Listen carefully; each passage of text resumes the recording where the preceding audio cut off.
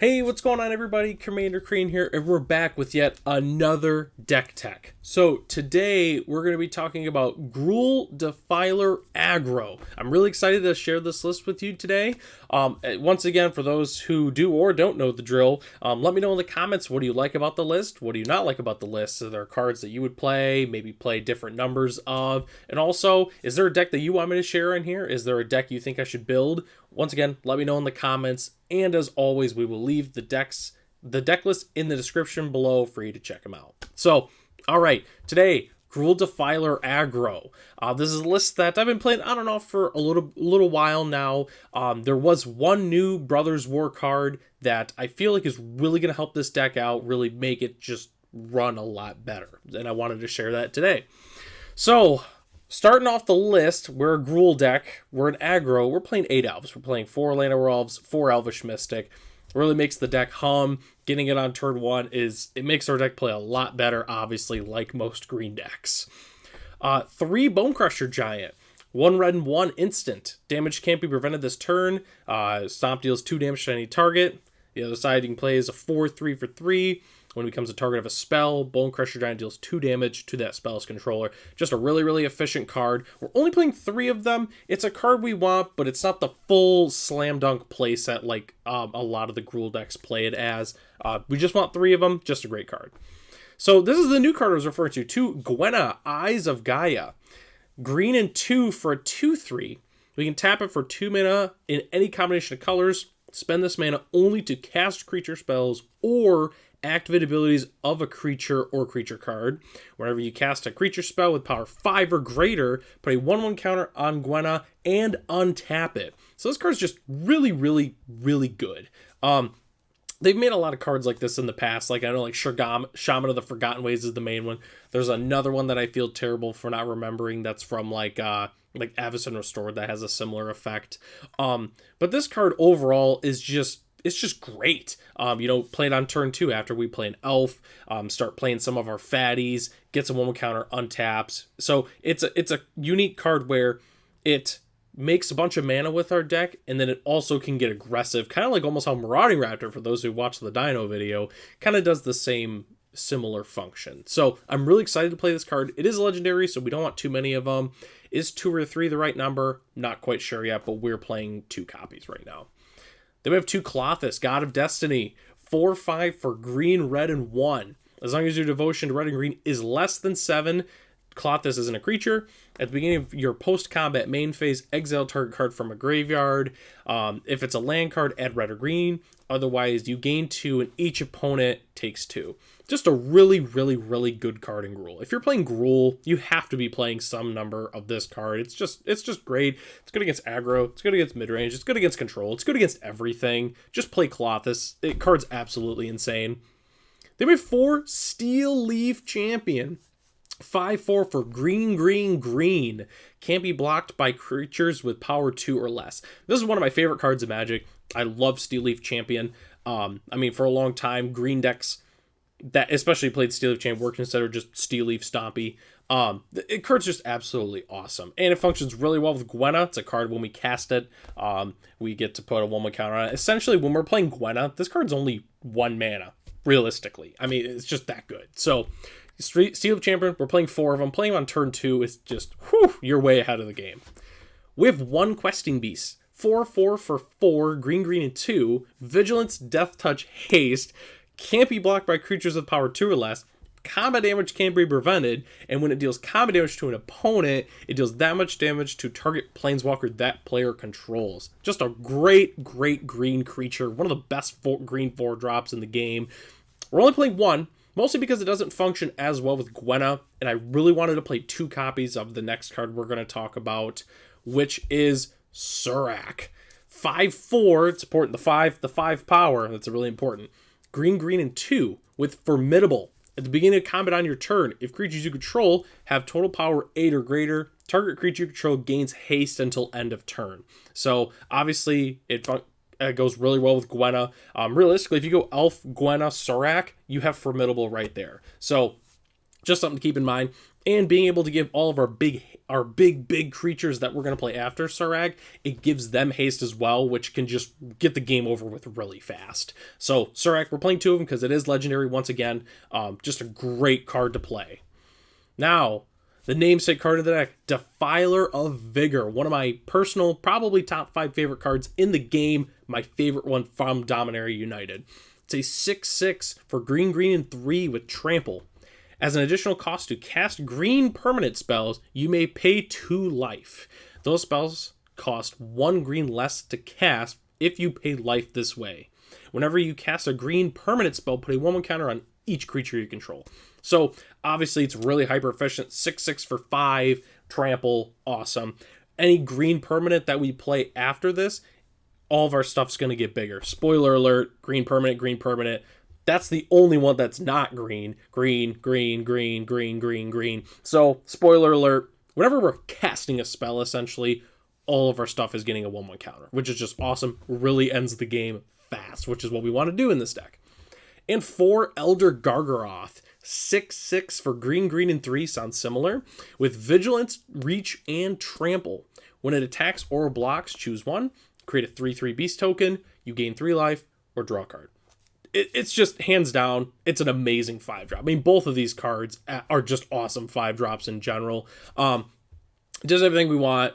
I mean, it's big. It blocks any flyers. It's got Vigilance, so it can be aggressive and defensive. And it does everything we want in a green deck. It makes us go even wider, gains us life if we really need it, and it gives us that sweet card advantage. So, I mean, it's just, there's enough said. Elder Gargaroth, it's an amazing card.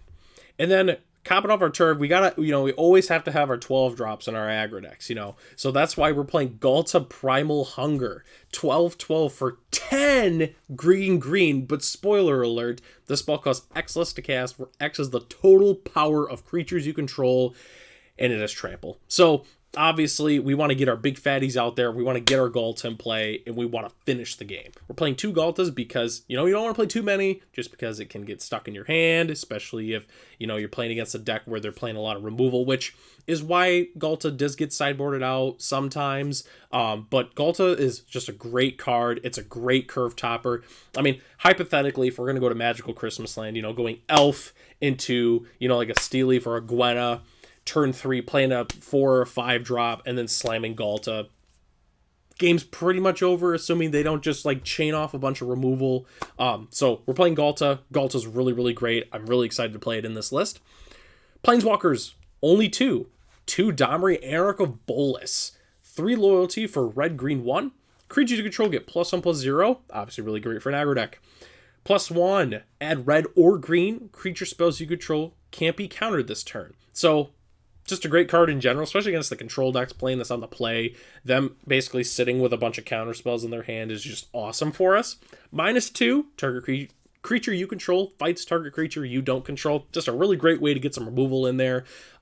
Depending on how the match goes, it's really great playing this on turn 2.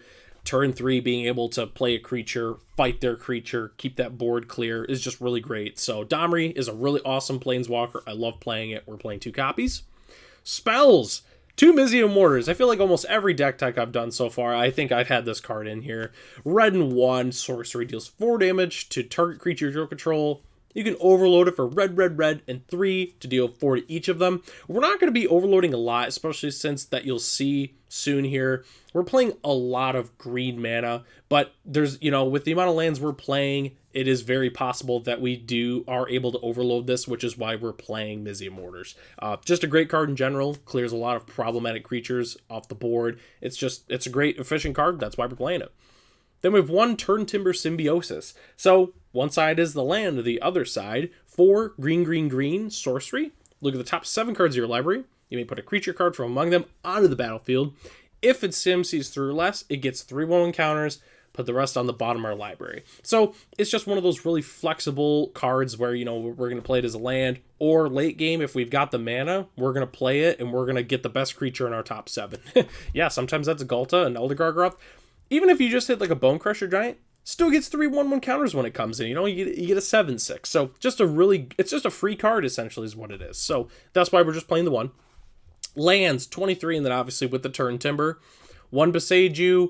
I'm not really going to describe this card for you. Essentially, it's a free green land that we're going to play. 4 Cragcrown Pathway, just a great red-green dual land. Most of the time you'll be playing it on green because you need that double green for most of our spells. But, once you get past that point, you can play it for red for the option of Mizzy Mortar's Overload. 7 Forests. 4 Carplusian Forest, tap for a colorless, tap for red or green, deals 1 damage to us. It's just great. It's an untapped red-green dual land. We're playing 4 of them. 2 Lair of the Hydra. If you control 2 or more other lands, it enters battlefield with tap. We can tap for a green or X and 1 green. We can make it an X6 creature till end of turn. Green aggro deck, you're playing Lair of the Hydra. We're just playing 2 copies of it, but it's really great for that late game, being able to animate our lands and get in there. It's just a great effect. And 1 Rockfall Veil enters the battlefield tapped unless you control 2 or more other lands. Then we can tap it for red or green. We wanted 1 more dual land in this deck, and I decided to go with Rockfall Veil. Definitely not as good as Carplusian Forest, and really any of the other dual lands you have, but it's the one that I decided to play. 4 Stomping Ground. It's a shock land, enters the battlefield tapped unless you pay 2 life. Simple. Best land in the deck. If we just always had turn 1 Stomping Ground in our hand, our lives would be a lot easier, let me tell you. So, that is the main board. We're going to go to the sideboard here. So, sideboard, we have 2 Tormod scripts. 0 mana. It's an artifact. Sacrifice it. Exile all cards from target player's graveyard. Once again, I feel like I've talked about this card a lot. Essentially, it clears all the graveyards, and we don't have to devote any turns to doing anything about it. 2 Blossoming Defense. 1 green instant. Target creature you control gets +2/+2 and hexproof until end of turn. Great for decks that play a lot of removal. We're able to keep our creatures on the board where we want them to be. 1 Grafdigger's Cage. 1 colorless artifact. Creatures cards in graveyards and libraries can't enter the battlefield.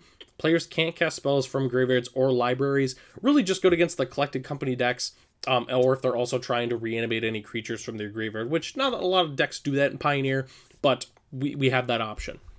2 Cindervines, red-green enchantment. Whenever an opponent casts a non-creature spell, Cindervines deals 1 damage to that player.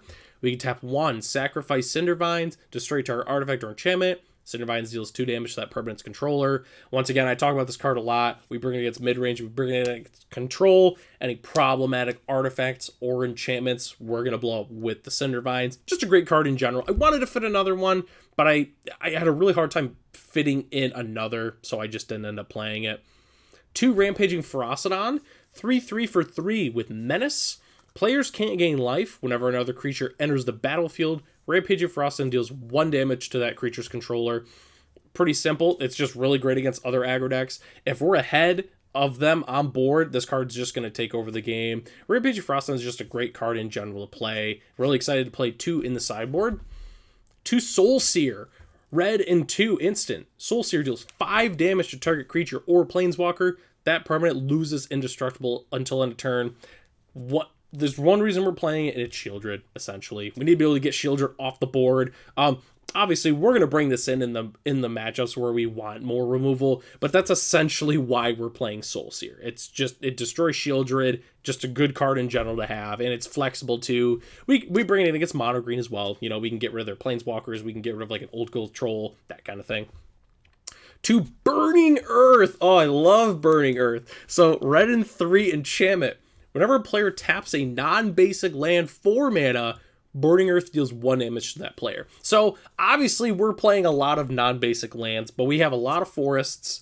We have a lot more basics than most decks do. I would say obviously only monocolor decks are really playing more than us. But it's just a great effect to have. I mean, most of the time against all the decks you're going to bring this in against, it's essentially whenever they tap a land, it deals 1 to them, which is just a great effect to have. I'm really excited to play 2 copies of this card. This card is very, very, very under the radar in Pioneer, and it does a lot of work. I mean, I've played this card quite a bit. It puts in some real work. It's so funny. I was bringing in like Cindervines and Burning Earth against the control decks because they're ready for all your creatures, and all of a sudden you're just slamming enchantments down that are really relevant against them, and they're like, I can't beat those. So Burning Earth, I love playing it. It's just an awesome card. And our signature card, Carnage Tyrant. 4 in green for a 7/6. Can't be countered, trample, and hexproof. Not much to say about this card except Control and mid-range decks do not want to play against this monster. I couldn't quite fit it into the main board. We easily could, you know, we could swap out the Galtas if we wanted to, but I decided to just keep it in the sideboard, bring it in when we need it, keep it in the side when we don't. Is it main board playable? Absolutely, but for right now, we're playing it in the sideboard. So that is Gruul Defiler Aggro. I'm still retooling this deck quite a bit overall. I haven't quite decided in terms of, you know, I'm thinking about maybe playing one Shatter Skull Smashing in the sideboard, or in the main board. I'm thinking about maybe fitting some Shifting Ceratops in the sideboard somewhere for against like the Spirit decks and blue-white. This deck is definitely still under, you know, not repair, but definitely we're going to be trimming some things, making edits when needed. But I'd like to thank everybody for joining me today. Once again, what would you like to play in this deck? What would you not like to play in this deck? Is there any deck lists that you want to share with me or you want me to build? Let me know in the comments section what you think. And then obviously I will be leaving this link for the list in the description below. I'd like to thank everybody for joining me today. I'll see you in the next video.